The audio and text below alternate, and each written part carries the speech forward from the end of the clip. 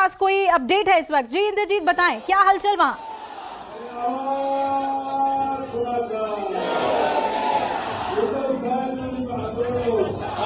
जी बिल्कुल, देखिए आदित्य ठाकरे यहाँ पर पहुंच चुके हैं और सभी लोगों से अभिवादन कर रहे हैं और आदित्य ठाकरे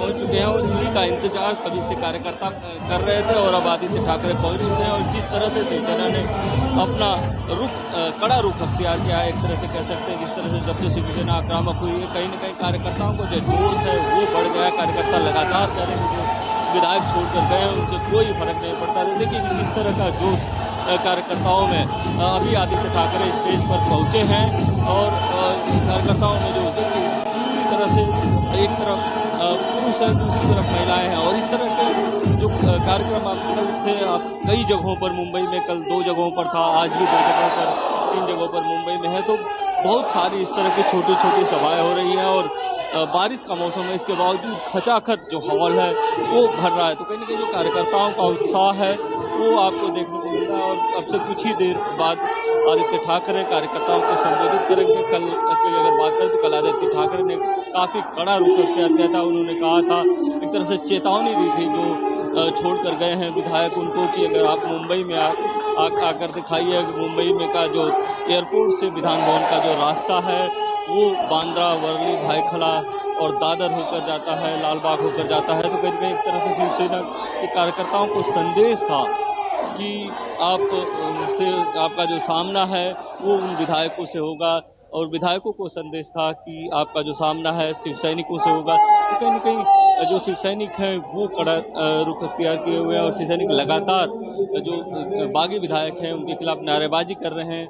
विधायकों को अपनी सुरक्षा का भी डर सताने लगा, परिवार की सुरक्षा का डर सताने लगा। कल आपने देखा कि एकनाथ शिंदे ने अपने परिवार जो बागी विधायक हैं उनके परिवार को लेकर चिंता जताई थी। इसके बाद सीआरपीएफ की भी उनको सिक्योरिटी मिली है और जो परिवार के लोग हैं, जो 17 विधायक हैं, उनको सीआरपीएफ की सिक्योरिटी दी है और कहीं न कहीं ऐसा लगता है कि जब ये विधायक मुंबई में आएंगे तो सीआरपीएफ की सिक्योरिटी के अंदर ही विधान भवन तक जाएंगे। जी बिल्कुल बिल्कुल इंद्रजीत, हम आपके पास लौटते रहेंगे। तस्वीरें लगातार दिखा रहे हैं, आदित्य ठाकरे पहुंच गए हैं बकोला में, अपने कार्यकर्ताओं को संबोधित करेंगे और एकजुट करने की उनकी कोशिश है और बहुत ही आक्रामक रवैया उन्होंने अपना लिया है। कल से जिस तरीके से ऐलान कर रहे हैं कि बागी विधायकों को कह रहे हैं कि आइए यहीं से तो गुजर के जाना है आपको। विनोद, जिस तरीके से अब वाई कैटेगरी सुरक्षा दे दी गई है, आप इसे किस तरीके से देख रहे हैं? राज्यपाल बाहर आते हैं, जाहिर तौर पर उन्होंने अनुशंसा की होगी और बहुत तेजी से सेंटर की सिक्योरिटी मिल जाती है। अब एक तरफ जहां ये देखिए आदित्य ठाकरे मंच पर मौजूद हैं और बकोला में ये जितने भी कार्यकर्ता हैं उनके समक्ष मौजूद हैं आदित्य ठाकरे और इसे अब अपने संगठन के स्तर पर आदित्य ठाकरे इस चैलेंज को ले रहे हैं। ये उनके राजनीति के लिए, उनके लेगेसी के लिए अब तक की सबसे बड़ी चुनौती है जिसे डील करने की कोशिश, क्योंकि अगर कार्यकर्ता साथ होंगे तो शायद इस मुश्किल घड़ी से उबर जाएं। आदित्य ठाकरे इस बात को समझते हुए ज्यादा से ज्यादा इंटरैक्ट कर रहे हैं अपने लोगों के साथ, शिव सैनिकों के साथ। और बताया जा रहा है कि आने वाले बीएमसी चुनाव के मद्देनजर भी ये बैठक बहुत अहम है। अपने संबोधन में क्या उनकी वही तलखी जो कल देखने को मिली थी, जिस तरीके से उन्होंने ललकारा था बागी विधायकों को, क्या आज भी ललकारेंगे इस मंच से? ये देखना बहुत ही अहम हो जाएगा। सभी कार्यकर्ता, उनके जो समर्थक हैं वो इस बैठक में मौजूद हैं, लेकिन ये जो चुनौती जिससे इस वक्त दो चार होना पड़ रहा है शिवसेना को, महाअघाड़ी सरकार को, उससे कैसे उभरेंगे? आदित्य ठाकरे इस वक्त मौजूद हैं कार्यकर्ता बैठक में और इंद्रजीत लगातार हमारे साथ जुड़े हुए हैं। इंद्रजीत, उम्मीद की जा सकती है कि आज बीएमसी चुनाव को लेकर भी एकजुट करेंगे, ये जो चुनौती शिवसेना के सामने है उसके लिए एकजुट करेंगे अपने कार्यकर्ताओं को। आदित्य ठाकरे की बात में वो ललकार आज सुनने को मिलेगी।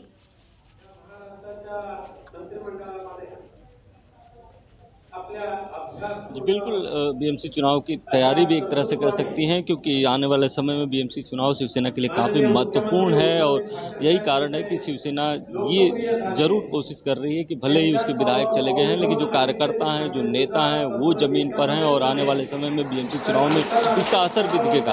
देखिए कि जो उत्साह था वो इस तरह का उत्साह नहीं था जब से ये जो विधायक हैं, बागी विधायक गए हैं, तब से जो शिव सैनिकों का उत्साह है और बढ़ गया है। और कहीं न कहीं जो तैयारी है, बीएमसी चुनाव की तैयारी, उसको जितने भी नेता संबोधित कर रहे हैं कार्यकर्ताओं को, वो लगातार कह रहे हैं कि बीएमसी चुनाव में एक भी दूसरे पार्टी के जो पार्षद हैं उनको नहीं जीतने देना है। तो कहीं न कहीं एक बीएमसी चुनाव की तैयारी भी है। और दूसरी बात ये है कि अब पार्टी को बचाने की तैयारी है कि उनको पता है कि सरकार का जो होना है वो जो फ्लोर टेस्ट में होगा, लेकिन जो पार्टी है उसको किस तरह से बचाना है, कैसे कार्यकर्ताओं का मोरल बूस्ट अप करना है, ये सारी कवायद आदित्य ठाकरे लगातार कर रहे हैं। उद्धव ठाकरे भी समय समय पर संबोधित करते रहते हैं कार्यकर्ताओं को, लेकिन उनकी जो तबीयत खराब चल रही है, इसलिए वो जो इम्पोर्टेंट मीटिंग हो रही है, सिर्फ कल कार्यकारिणी की जैसे बैठक हुई थी उसमें वो जरूर आए थे, लेकिन अभी कार्यकर्ताओं को संबोधित करने की स्थिति में नहीं है। लेकिन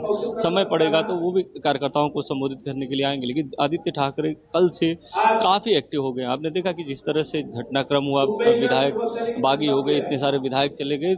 इसके बाद उद्धव ठाकरे फेसबुक लाइव पर आए थे और उन्होंने भावनात्मक अपील की थी, लेकिन उस भावनात्मक अपील का कुछ बहुत ज्यादा असर नहीं हुआ। हालांकि उन्होंने जो अपना सरकारी निवास वर्षा है उसको जब छोड़कर वो मातोश्री के लिए आए, तो बड़ी संख्या में जो कार्यकर्ता थे दोनों तरफ जमा थे, फूलों की वर्षा की जा रही थी। लेकिन जो बागी विधायक थे उन पर वो भावनात्मक अपील का असर नहीं हुआ। जबकि संजय राउत ने पहले ये भी कह दिया था कि आप आइए, बात करिए, हम महाविकास आघाड़ी से बाहर निकलने को भी तैयार हैं। लेकिन इसके बावजूद भी जब बागी विधायकों पर असर नहीं हुआ, तब शिवसेना ने अपना रुख कड़ा कर लिया। और तब इस तरह से जो पार्टी नेतृत्व है उसने सोचा है कि अब विधायक जाए तो जाए, सरकार जाए तो जाए, लेकिन पार्टी खड़ी रहनी चाहिए और पार्टी को बचाने की कवायद है। और पार्टी को बचाने की कवायद में आप देखिए कि किस तरह से कार्यकर्ता पूरी तरह से पार्टी के साथ खड़े नजर आ रहे हैं। बिल्कुल बिल्कुल इंद्रजीत, आप नजर बनाए रखिएगा और लगातार हम आपको तस्वीरें दिखा रहे हैं। और संबोधन जो आज होना है आदित्य ठाकरे का, उस पर खास हमारी नजर रहेगी, क्योंकि ट्विटर के जरिए, अपनी बातों के जरिए लगातार ललकार रहे हैं बागी विधायकों को। क्या वही युवा जोश और वही आक्रामकता उनके आज के संबोधन में सुनने को मिलेगी, उस पर खास नजर रहेगी। लेकिन अभी तक एक स्ट्रांग स्टैंड लिए हुए आदित्य ठाकरे नजर आ रहे हैं। जबकि जब इस संकट की शुरुआत हुई थी तो उन्होंने अपने ट्विटर के प्रोफाइल से मिनिस्टर वर्ड हटा दिया। पिता के साथ वर्षा आवास से मातोश्री शिफ्ट हो गए हैं। उस समय ऐसा लग रहा था कि गिव अप कर रहे हैं,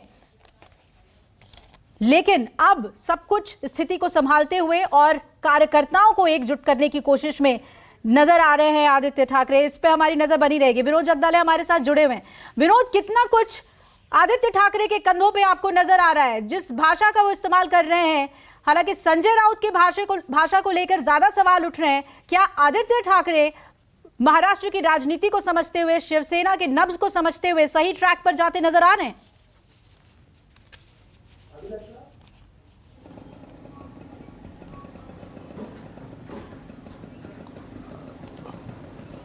जी विनोद, एक बार फिर से आपसे वही सवाल पूछना चाह रही हूं कि क्या आदित्य ठाकरे सही ट्रैक पर पॉलिटिकली नजर आ रहे हैं आपको? उनके कंधों पर कितना कुछ दारोमदार है शिवसेना की लेगेसी को बचाए रखने के लिए?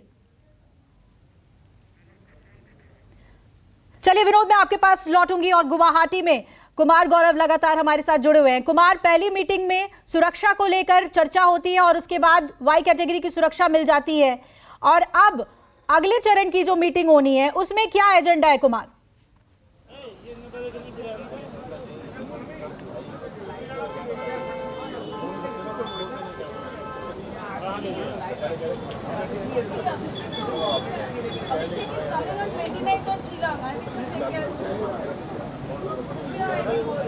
गुवाहाटी में कुमार गौरव हमारे साथ जुड़े हुए हैं। और कुमार, अगर आप तक आवाज पहुंच रही है, जानना चाहेंगे कि अब जो मीटिंग आगे जो एक्सटेंड हुई है 2 बजे तक के लिए, उसमें क्या एजेंडा होगा, किन बातों पे चर्चा होगी?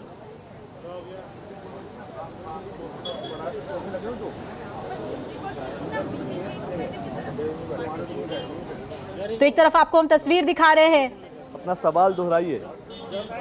कुमार, अगर आप तक आवाज पहुंच रही हो तो आपसे जानना चाहूंगी कि जो मीटिंग अब आगे के लिए एक्सटेंड हुई है उसमें क्या एजेंडा है, किन बातों पे, रणनीति पे चर्चा होगी, क्योंकि वाई कैटेगरी की सुरक्षा तो मिल गई है 17 विधायकों को।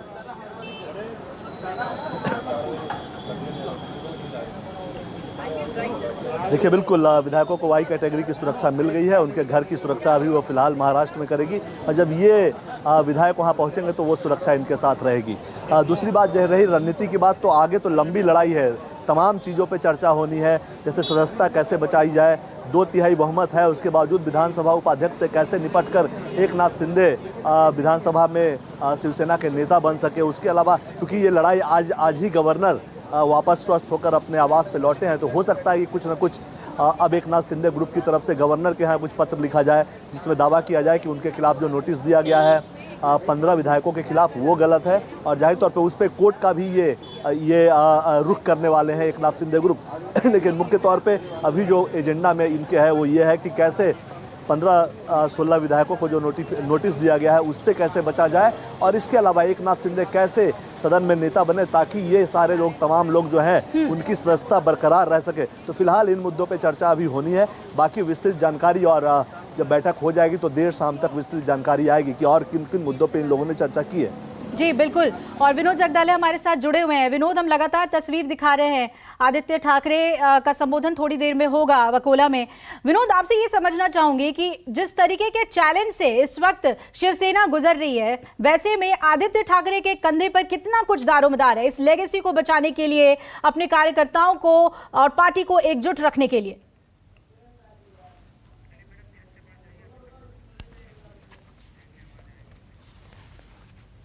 और इस बीच हमारे साथ आलोक वत्स जुड़ गए हैं, बीजेपी समर्थक, और शिवसेना के नेता संजय द्विवेदी भी हमारे साथ जुड़ गए हैं। संजय जी, ये जो रुख देखने को मिल रहा है शिव सैनिकों का और फिर वाई कैटेगरी की सुरक्षा सेंटर को देनी पड़ती है, क्या ये सही लग रहा है आपको? अपने ही प्रदेश में, अपने ही शहर में उनके परिवार वालों को सेंटर की सिक्योरिटी देनी पड़ रही है? सेंटर की सिक्योरिटी देखिए काफी लोगों को मिली हुई है। अभी हमारे जिस चीज पे जो भी सेंटर जिसको चाहता है उसको सिक्योरिटी दे देती है, इसमें ऐसी कोई बात नहीं है। लेकिन सुरक्षा से सरकार को सुरक्षा करनी है, सुरक्षा उनको बराबर मिलेगी, ऐसी कोई बात नहीं। लेकिन मैं कुछ बातें मीडिया चैनलों से एक बात अनुरोध करना चाहता हूँ कि जो बार बार आप कह रहे हैं सरकार गिर जाएगी या शिवसेना टूट जाएगी, तो मैं एक अनुरोध ही कर रहा हूँ आपसे, इस तरह की जो जो है ये भी जरूरत इसकी नहीं है। क्यों? ना संगठन टूट रहा है, ना सरकार गिर रही है। देखिए महाराष्ट्र की स्थिति अलग है, मध्य प्रदेश की स्थिति अलग थी, कर्नाटक की स्थिति अलग थी, गोवा की स्थिति अलग थी।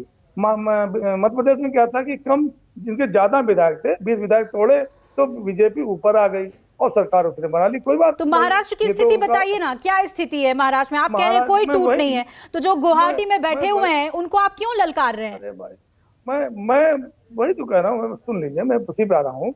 देखिए जो अपना दल बदल कानून है, ये जो कहता है कि आप 2/3 विधायक लीजिए, एक अपनी पार्टी बना लीजिए और ठीक है।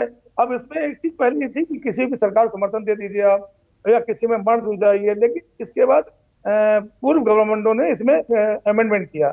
अमेंडमेंट में ये हुआ है कि आप पार्टी तो बना लेंगे अपनी 2/3 मेजॉरिटी से, लेकिन किसी सरकार को समर्थन नहीं दे पाएंगे। मतलब अगर शिंदे जी को भारतीय जनता पार्टी मुख्यमंत्री बनाएगी तो बाहर समर्थन देगी।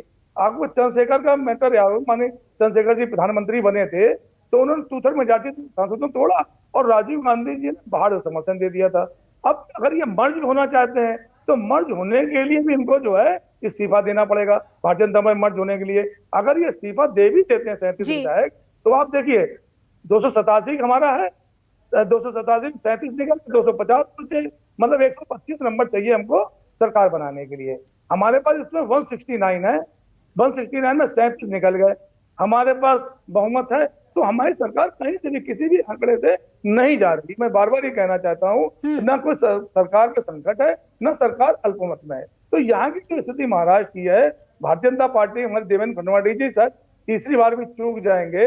उन्होंने ये विचार नहीं किया होगा जो दल बदल कानून के बारे में उन्होंने अगर विचार किया होता कि क्या पेचीदगियां दल बदल कानून में है, तो वो जल्दबाजी कर दी, थोड़ा सा 2.5 साल सरकार चलने देते भाई, 19 महीने और बचे सरकार चलने देते, तब आके वहां पे अपना वो करते कि क्या चुनाव लड़ते, चुनाव में जिसके पास नंबर होते वो अपना सरकार बना लेता, माने महागाड़ी के पास नंबर नहीं होते तो सरकार नहीं बना पाएगी। आप आरोप लगा रहे हैं कि बना हुआ है।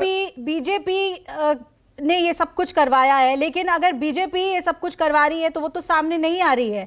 ये आप ही के विधायक हैं जो आपसे टूट कर गए हैं और आपसे बहुत सधे हुए लहजे में बात कर रहे हैं, उनमें आक्रामकता नहीं है, लेकिन शिवसेना के सभी वरिष्ठ नेता बहुत ज्यादा आक्रामकता दिखा रहे हैं। संजय जी, इतनी बौखलाहट क्यों है? अपने लोगों से प्यार से बात तो की जा सकती है। नहीं, हमने बाला साहब, हमारे जो, अगर वो बाला साहब के शिव सैनिक हैं तो बाला साहब ने जो बगावत करने वाले हैं, धोखा देने वाले हैं, उनके लिए एक शब्द इस्तेमाल किया था। उन्होंने कहा पहले उनको पुचकारिए, मनाइए, घर जाइए, उनके बातचीत करिए, अगर वो नहीं मानते हैं तो डॉट डॉट डॉट लात मार के निकाल दीजिए। ये हम नहीं कह रहे हैं, ये संजय द्विवेदी नहीं कह रहे हैं यहाँ चैनल बैठ के, ये मानिक बाला साहब का अपना विचार था शिव सैनिकों के बारे में। वो कहते नहीं, अगर आप शिव सैनिक बने हैं तो आपकी देश रक्षा के लिए बनी है, राष्ट्र हित के लिए बनी है, हिंदुत्व के लिए बनी है। यानी कि अगर कार्यकर्ता हिंसा पर उतरते हैं तो आप उसका समर्थन कर रहे हैं संजय जी? नहीं, मैंने हिंसा समर्थन मैंने बात ही नहीं की, मैंने हिंसा समर्थन की बात नहीं की।